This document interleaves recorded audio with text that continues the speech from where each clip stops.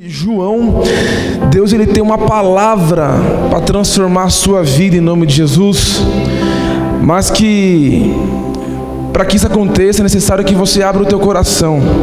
Então nesse primeiro momento nós adoramos a Jesus, adoramos a Deus, e neste segundo momento nós iremos ouvir a tua voz.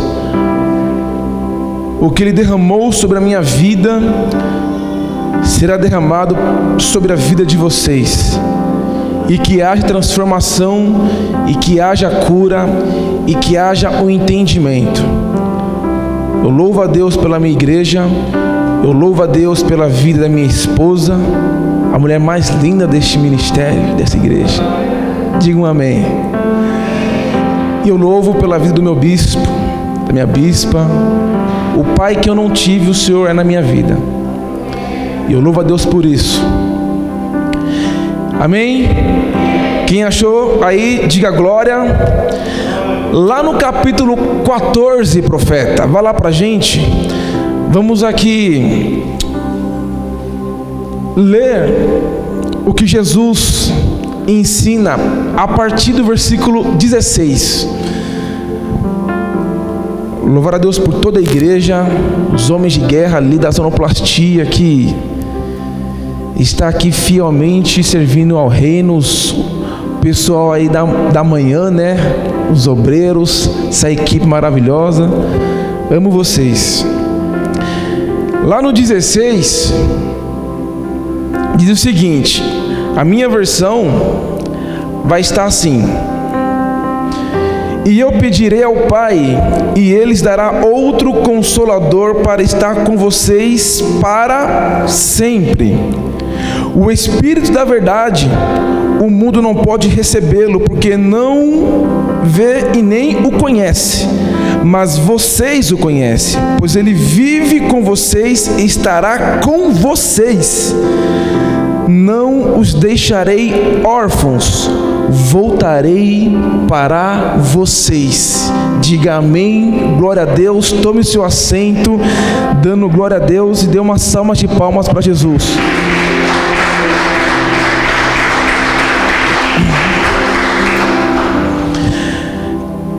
O nome dessa conferência, o tema, melhor dizendo, é o Espírito Santo na vida do homem. E tentar definir o Espírito Santo é algo muito complexo. É algo muito complexo. Porque o Espírito Santo de Deus, primeiro, ele sempre existiu. Em Gênesis diz que o Espírito Santo pairava sobre a terra. E ele se manifesta de diversas formas. Ele tem diversas simbologias, tanto no Novo quanto no Velho Testamento. O Espírito Santo, ele é o grande articulador. É o Espírito que Jesus pediu ao Pai e Deus derramou sobre a terra. Então, alguém aqui consegue definir o Espírito Santo em uma palavra? É praticamente impossível. É como diz a história de um índio, que ele estava na floresta, ele viveu na floresta com seu povo, e de repente, caminhando pela floresta, ele encontra um mar. E ele fica maravilhado com a imagem que ele viu. Eu disse que ele ficava maravilhado. Ele falou, nossa, o que é isso? Que top, que maneiro. E aí ele pediu um balde para o pessoal que ficava ali na praia ali. Ele pegou um balde, encheu com a água do mar, e o povo olhou e falou assim, nossa, onde você vai com essa água? Ele falou assim, não, eu quero levar até o meu povo, para eles verem como é o mar. Definir o Espírito Santo é basicamente isso, é você querer mostrar o mar dentro de um balde. De tão complexo, de tão inteiro que ele é, de tão puro que ele é, de tão completo que ele é. Confesso a vocês que eu aprendi demais nesses anos de ministério com esse tema, Levi. Deus, ele me ensinou muito nesses últimos dias, e Ele está aqui para derramar sobre vocês esta mensagem. Porque muitos acham, pastor Diego, que o Espírito Santo é uma experiência. Quem já veio aquele povo que gosta de vou para o culto do Espírito Santo, que hoje vai ter o batismo. E todo culto é o batismo no Espírito Santo. E o povo gosta de receber o Espírito Santo, né? O povo, ele gosta de estar ali e sentir aquele leve mover. Como eu disse, o Espírito Santo, ele sempre existe. Ele sempre existe. Sempre existiu. Ele inspirou os profetas do Velho Testamento. Ele inspirou homens de Deus. Ele estava lá em diversas ações, em diversos momentos. Como eu disse, ele é o grande articulador de Deus, aquele que faz acontecer. Esse é o Espírito Santo de Deus. Esse é o Espírito. A diferença é que no Velho Testamento ele não era ortogado como uma dádiva permanente, mas ele estava lá. Ele estava lá. Esse versículo, ele falou muito comigo. Para quem não sabe, eu estudo direito. E no direito você vira um grande questionador. Isso é bom, mas também é ruim. Certo, irmãos? Você deve questionar, mas a um ponto que você não perca a sua fé. Então você tem que decidir o que você vai fazer com os seus questionamentos. Alimentar a sua fé ou perder ela por inteiro. Eu costumo dizer, nem todo pastor é um teólogo, mas nem todo teólogo necessariamente é um pastor. Eu posso trocar aqui o pastor por ser homem de Deus. E é bem isso, porque neste versículo de João 14, ele diz o seguinte, palavras de Jesus, que ele pedirá ao Pai, e o Pai irá enviar outro Consolador. A minha versão está Consolador. Na da igreja eu não sei como está aqui, mas outro Consolador. Eu me perguntei, mas quem é esse outro Consolador? Porque efetivamente não fala que é o Espírito Santo. Outro Consolador pode ser qualquer outra coisa. Eu comecei a me questionar referente a isso. E aí eu percebi, estudando, que a palavra outro no hebraico, ela tem dois sentidos. Eu disse dois sentidos. O primeiro deles se chama héteros. Héteros significa diferente, que vem dos termos heterodoxos, heterogêneos e por aí vai teologicamente.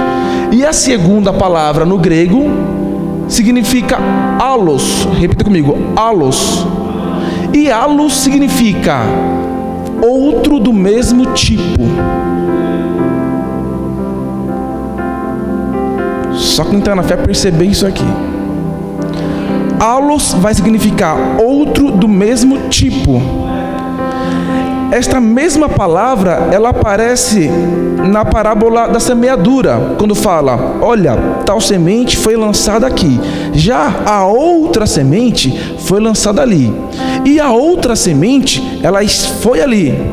Quem conhece a parábola? Não vou entrar aqui para não ficar complexo. A palavra no grego é a mesma, allos, porque a semente é a mesma em lugares diferentes. Então não tem como não ser o Espírito Santo de Deus, sendo que ele é o mesmo em uma função diferente. O Espírito Santo, ele é Deus, ele é Jesus, ele compõe a Trindade, só que a função dele é diferente. Diferente no quê?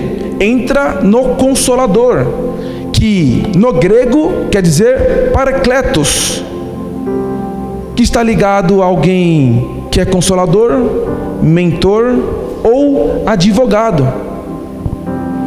Eu estou dizendo isso porque, meus irmãos, para nós entendermos que o Espírito Santo não é um momento de um culto.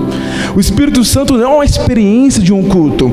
O Espírito Santo, ele não é uma doutrina bíblica. O Espírito Santo, ele fala, ele intercede, ele testifica, ele guia e ele se entristece. Ele se entristece. Eu quero partir aqui do princípio, e devemos colocar isso aqui como princípio, que não existe salvação sem o Espírito Santo.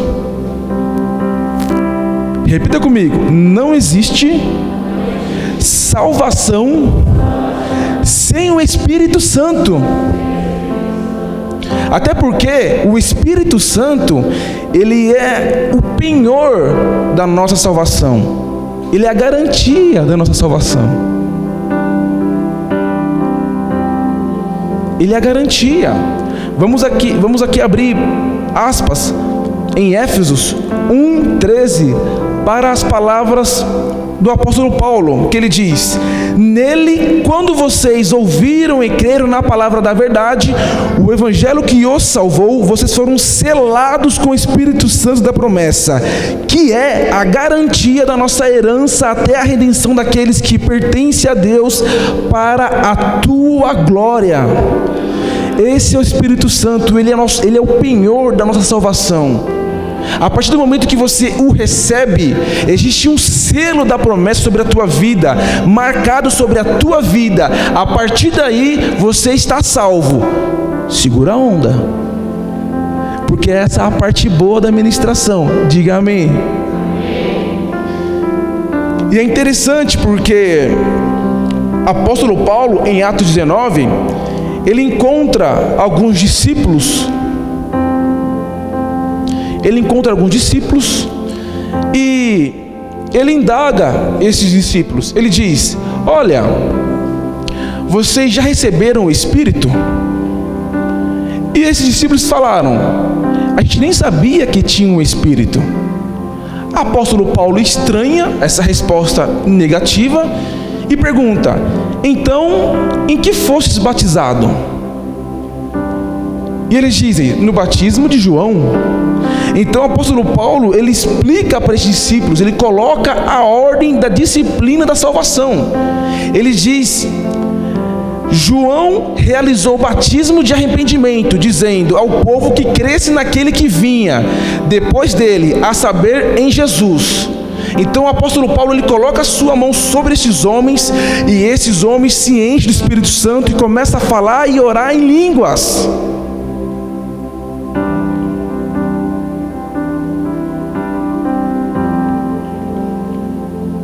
A minha indagação é que até os dias de hoje existem pessoas como esses discípulos aqui.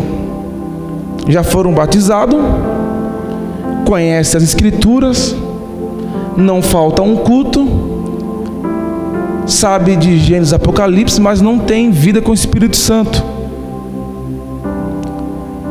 Não tem relacionamento com o Espírito Santo, porque não entendeu o conceito, o propósito da missão do Espírito Santo.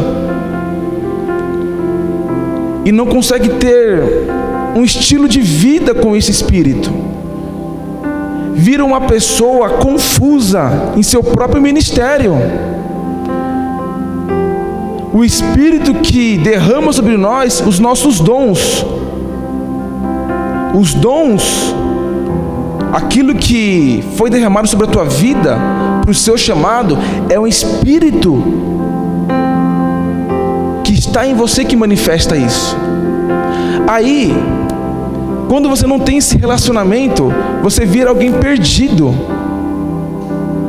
Você questiona: nossa, mas qual é o meu chamado? Para que eu fui chamado? Nossa, por quê? Porque a diaconisa Nath e a Ju, elas cantam tão bem, tem esse dom, tem esse talento de ministrar adoração. O bispo prega, o outro canta, o outro faz, e eu não consigo fazer nada. Você se questiona, porque ainda não há uma liberdade do Espírito Santo sobre a tua vida.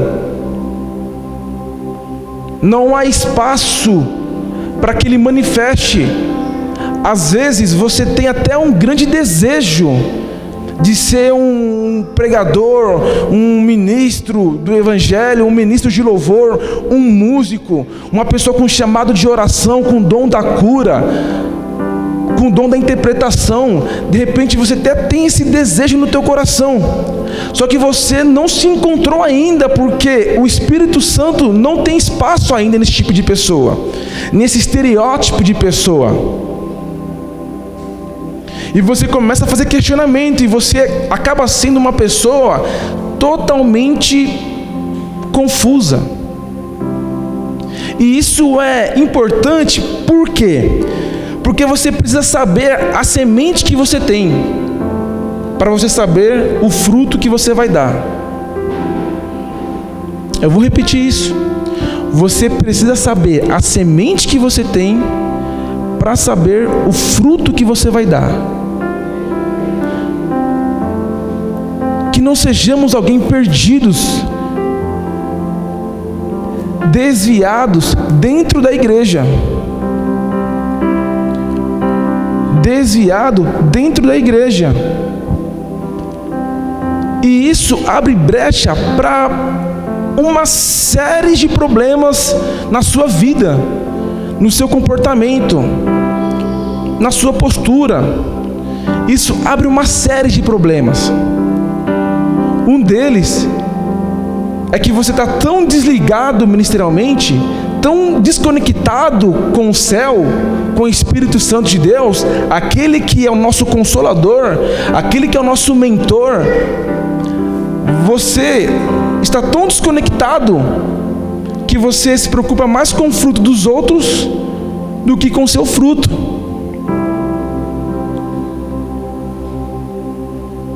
Nossa, mas você vê lá como que é o irmão Levi, só porque ele prega e tem oportunidade, ele pensa que não sei o que, piriri pororó. Nossa, você vê como que é a equipe da manhã, só porque eles são maravilhosos, lindos e belos e são... Eu não tenho oportunidade, eu não consigo e eu não quero. Você questiona o sucesso das pessoas como desculpa para o seu fracasso. O pessoal do Glória a Deus está aqui no culto hoje, meus irmãos? Está no culto. Eu estou falando alguma mentira? Anda muito preocupado com o ministério alheio. Não consegue se encaixar e ser corpo, fazer parte do corpo. Não consegue ser parte do corpo. Vive em dificuldade. E além de não ajudar, atrapalha. Não que a igreja seja um lugar de pessoas perfeitas. Pelo contrário. É um lugar de pessoas que estão aqui lutando diariamente contra o pecado, tentando vencer a carne dia após dia, culto após culto. Independente da circunstância, está aqui no frio, adorando a Deus. Não sei se vai encher a igreja, não sei se vai estar vazia. Eu estarei lá para ouvir o meu Deus. É essa fé que Deus espera de nós. Que nada te abale, que nada nos abale e que prevaleça o Espírito Santo. A nossa luta, ela é diária contra a carne. Só que você precisa permitir o acesso ao Espírito Santo, que ele tenha acesso para que você se torne parte, membro do corpo, que some com a igreja, que soma com o ministério, que não apenas vem aqui fazer negócios com Deus, esperando algo em troca. As bênçãos de Deus, ela é uma consequência da sua entrega a Ele, do quanto você busca Ele, se é tudo ou é nada sobre a tua vida. Porque enquanto a gente não entender, enquanto vocês não entender que você precisa ter essa busca a Ele, para que haja aperfeiçoamento dos seus dons, para que Ele revele o teu chamado, para que Ele revele aquilo que Deus quer para a tua vida, você não vai conseguir fazer parte do corpo, você vai ser uma prótese. Você vai ser uma prótese. Você vai estar no corpo, mas não vai sentir as dores do corpo. Não vai sentir as aflições do corpo. É uma preocupação com a igreja, a saúde espiritual de todos, inclusive do bispo, da bispa, dos pastores, do presbitério. Uma crise e a pessoa é só mais um, não consegue fazer parte do corpo, é prótese. Porque não luta contra o pecado, não vai lá guerrear contra o pecado, não busca. E a nossa luta, ela é diária. A nossa luta, essa luta do Espírito Santo contra a carne, eu disse que ela tem que ser diária. Diária. É basicamente o seguinte: imagine, melhor, havia um senhor e ele tinha 2 cachorros. Eu disse 2 cachorros.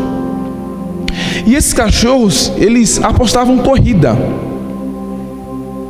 E era interessante porque as pessoas notavam que a cada semana um cachorro ganhava. Uma semana era um, na outra era outro cachorro. E as pessoas ficavam questionando como que ele faz isso. E perguntando para esse senhor, este homem, ele disse o seguinte: é muito simples, cara. Em uma semana eu alimento um e deixo o outro sem comer. Na outra semana eu alimento outro e deixo o outro cachorro sem comer. Assim cada um vai ganhando.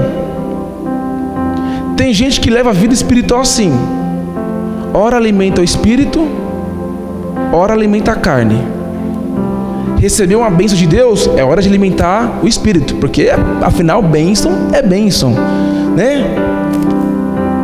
Mas veio a primeira provação, bateu a primeira crise, aí começa a alimentar a carne, aí a dificuldade, aí questiona Deus, aí questiona a igreja: poxa, mas eu ofertei, poxa, mas eu estava lá, mas por que isso comigo? Aí Deus começa a se mover, aí pô, está acontecendo, é hora de alimentar o espírito. Tem pessoas que levam a vida assim, e aos poucos vai indo, porque afinal de contas, alimentar a carne é a parte mais fácil, gente. É a parte mais fácil. O que é mais fácil? Você passar 10 horas vendo Netflix ou 10 horas orando, estudando, buscando a Deus? O que é mais fácil? O que é mais fácil? Netflix, filminho, série, pá, Vikings, pá, Pablo Escobar, Narcos. É sempre mais fácil porque o diabo, ele sempre vai lançar setas.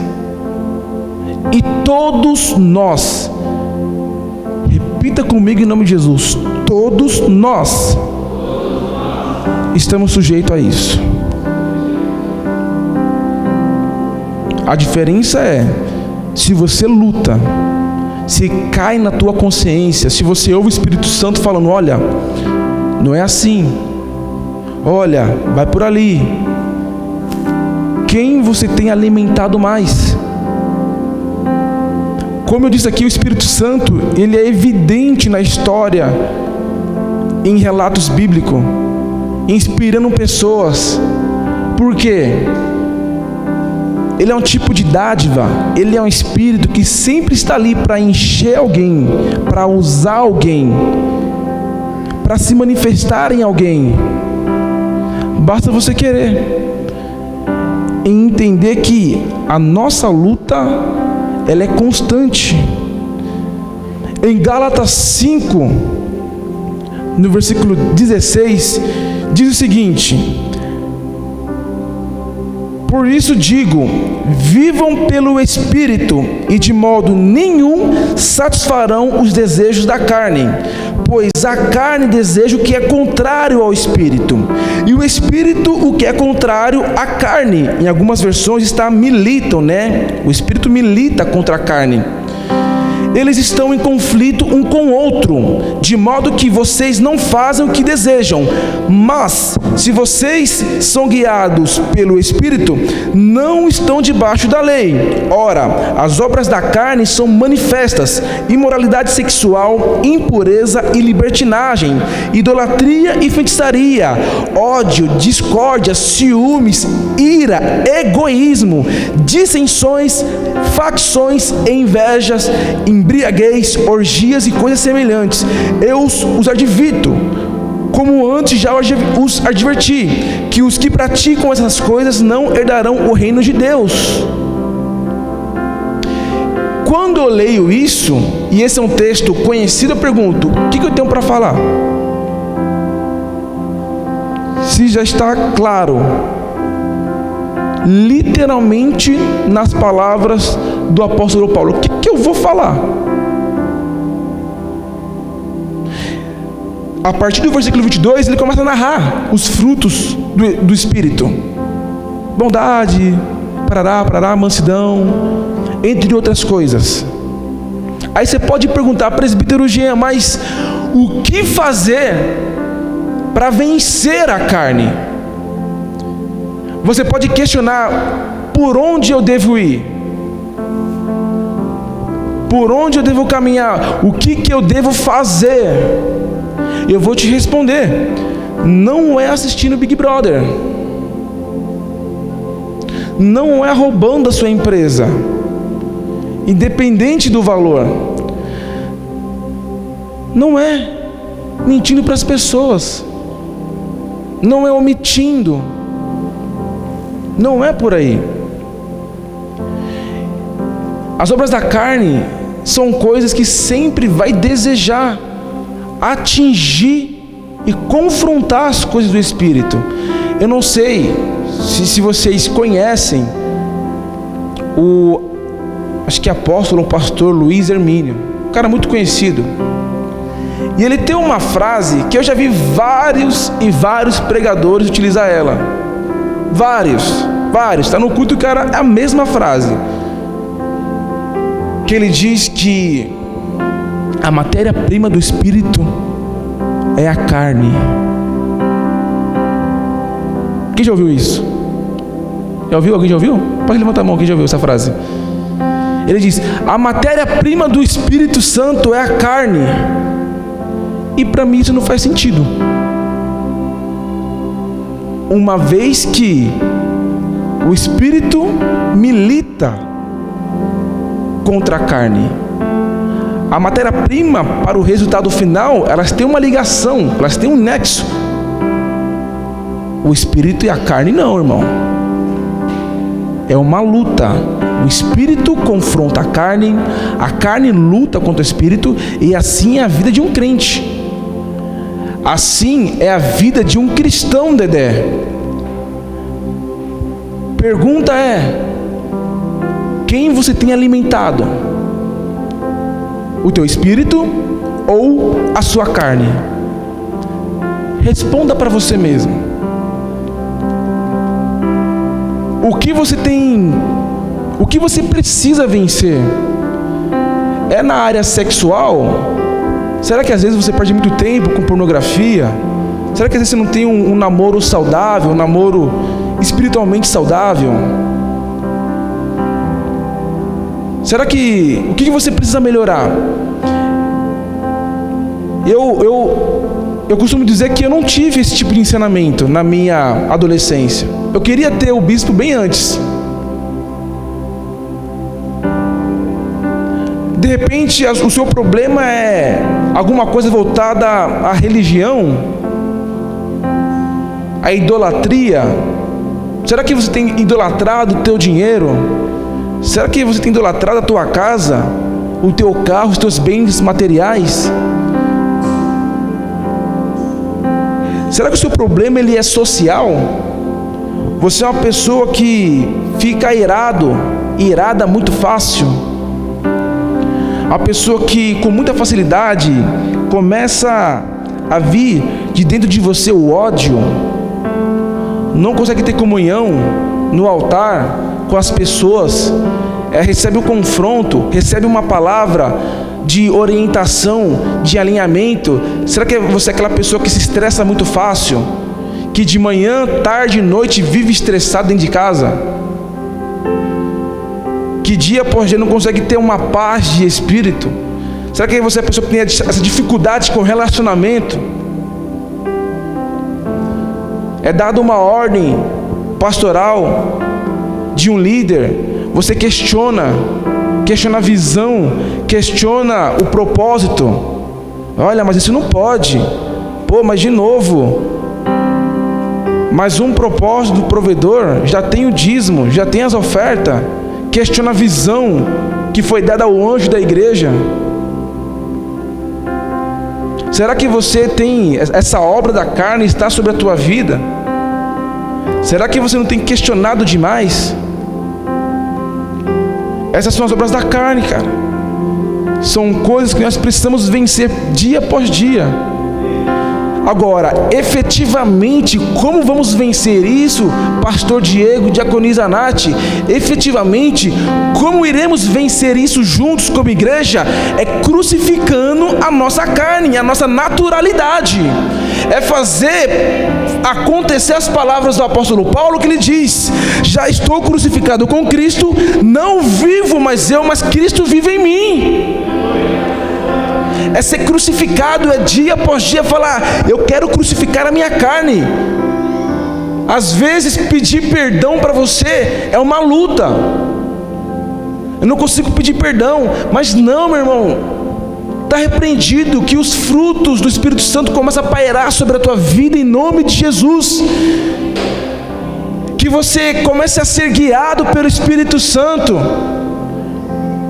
Começa a ser amigo do Espírito Santo. Como diz em Romanos 8:26, da mesma forma o Espírito nos ajuda em nossas fraquezas, pois não sabemos como orar, mas o próprio Espírito intercede por nós com gemidos inexprimíveis. E aquele que sonda os corações conhece a intenção do Espírito, porque o Espírito intercede pelos santos de acordo com a vontade de Deus.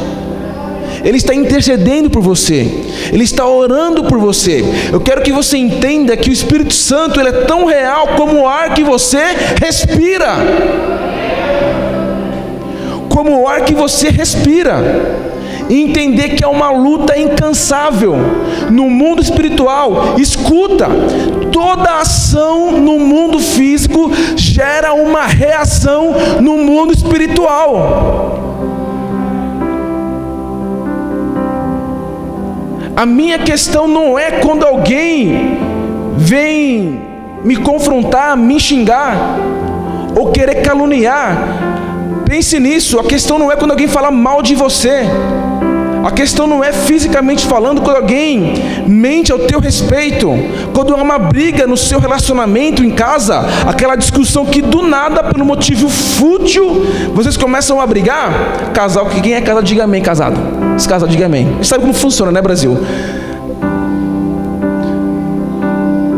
É entender que por detrás dessas ações físicas há uma reação no mundo espiritual. É o diabo constantemente ali, jogando uma seta, tirando a atenção, tirando o foco, tirando o objetivo. Quando você for ver, vai parar para pensar: nossa, por que eu estou brigando com a minha esposa? Por que eu estou assim com... Vem cá, meu amor, corre aqui. Vem cá também, mas pode vir aqui, por favor, corre logo. Deixa eu ver aqui. Vem cá, Ju, vem para cá, corre. Bora, minha filha, venha para cá. Deixa eu escolher mais alguém aqui. Deixa eu ver aqui. Vem cá, irmã, você pode vir aqui. Do Levi, vem cá, corre. A luta, ela tem que ser diária, meus irmãos. Vamos fazer uma pequena encenação aqui, tá bom, meu amor? Você vai ajudar, tá bom? Fica um pouquinho mais para lá, diaconisa. Olha, vai ser o seguinte: a irmã, você vai ser o cristão, amém? A Tamires vai ser o cristão. Vem cá, irmã, vem cá. A irmã vai ser o Espírito Santo. E a diaconisa Ju sobrou a carne. Mas é só uma ilustração em nome de Jesus. Amém, irmãos? Amém? Vem cá, cristão, aqui, no meio. Então é o seguinte: quando eu falar já, tá bom? Vocês vão tentar abraçar ela. E você vai fazer aquela coisa lá de vir para cá e para cá. Amém? 1, 2, 3 e já. O Espírito Santo e a carne estão aqui, brigando pela vida do cristão. Brigando. Só que o cristão começa a orar. E aí a carne começa a ficar um pouco de fora. E vai para lá com o Espírito Santo. Só que aí de repente veio aquela mensagem daquele gatinho no seu WhatsApp. E você falou: continua aqui orando, intercedendo, porque você é Espírito Santo. E o pecado chamando. Vem aquela mensagem daquele gatinho da faculdade dele. Deus falar com você. Você veio aqui receber o teu perdão. Só que amanhã você vai estar nos teus problemas novamente. A tua rotina volta amanhã. E aí, como que faz? É como diz o louvor: quando a luz se apagar, quando a música calar. Será que você quer mesmo Deus? Quem é você fora da igreja? Quem é você quando chega no teu trabalho, na tua faculdade, na tua escola? Quem é você? Você está aqui ouvindo o Espírito Santo te falar: estou aqui, filho meu. Deus está aqui, meus irmãos.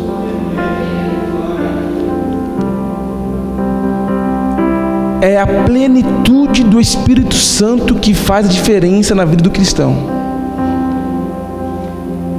É a plenitude. Viver, quando falamos em plenitude, é estar cheio do Espírito Santo. Que o seu relacionamento com o Espírito Santo seja um estilo de vida, diariamente.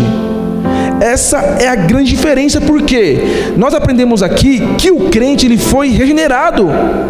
Você foi batizado no Espírito Santo.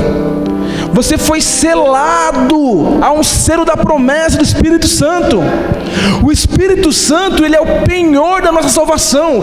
Ele é a garantia da nossa salvação. Aprendemos aqui. Mas por que chega amanhã e parece que deu um branco, ninguém lembra mais da palavra de domingo? Porque ainda você não vive a plenitude do Espírito Santo.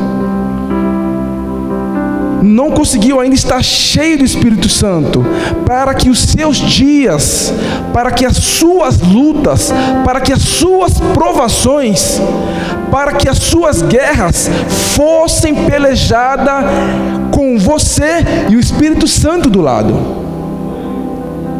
A vida de um cristão com o Espírito Santo é essa. É chegar amanhã sabendo que você vai ter as tuas provas, as tuas dificuldades, mas sabendo que o Espírito Santo está do seu lado, assim como o ar que você respira. É estar cheio, viver na plenitude do Espírito Santo, e não ter um pensamento carnal, não deixar a carne vencer e pensar assim: ah, errei, é só pedir perdão de novo. É só pedir perdão de novo. Porque a igreja de Coríntios, eles foram batizados, diga amém. Eles receberam o Espírito, diga amém. Mas eram crentes carnais, eram crianças, não estavam preparadas para receber um alimento sólido, um caldo mais grosso. Com Gálatas, a mesma coisa. Era essa vida. Foram batizados, conhecem as Escrituras, receberam o Espírito, mas a Bíblia diz que eles estavam indo para outro evangelho e aperfeiçoando a carne. Não é essa vida que Deus quer para nós. Ainda que você tenha o seu dom, o seu talento derramado sobre o Espírito Santo, precisa haver a plenitude do Espírito Santo sobre nossas vidas. Porque essa é uma promessa de Jesus. É uma promessa dele. Nesse texto base que lemos de João 14, ele começa dizendo: não se turbe os vossos corações, crê em Deus e crê também em mim, pois na casa de meu pai há muitas moradas. Essa é a palavra de Deus para a tua vida nessa noite. Levanta a tua mão, eu quero liberar sobre a tua vida. Não se turbe o teu coração, a tua alma, a ferida, as angústias. Deus está aqui, o Espírito Santo foi selado, ele selou com a promessa sobre a tua vida. Aleluia! É uma vida em abundância. João 10:10, eu vim para que tenha vida e vida em abundância. É o Espírito Santo agindo em plenitude, meus irmãos. É o Espírito Santo agindo com ousadia sobre a tua vida.